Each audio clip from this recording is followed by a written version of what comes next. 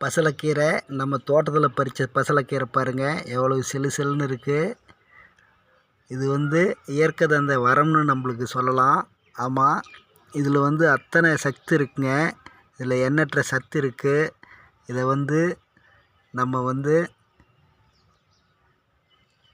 பருப்பு, ஜீரகம், பூண்டு, வெங்காயம், தக்காளி போட்டு ஒரு சாம்பாராக வைக்கலாங்க. இது அற்புதமாக நம்மளுக்கு கிடைச்ச ஒரு வரம்னே சொல்லலாம். பசலைக்கீரை, செடி பசலைக்கீரைங்க. செடி பசலை சாம்பார் இன்றைக்கி வைக்கலாம். செடி பசலை சாம்பார் வைக்கிறதுக்கு வர்றவங்க எல்லோரும் சப்ஸ்கிரைப் பண்ணிவிட்டு, லைக் பண்ணிவிட்டு, ஷேர் பண்ணிவிட்டு வாங்க. உடம்புக்கு ஆரோக்கியமான ஒரு அற்புதமான சாம்பார் வச்சு எல்லாரும் வயிறார சாப்பிட்லாம், ஆரோக்கியமாக வாழலாம்.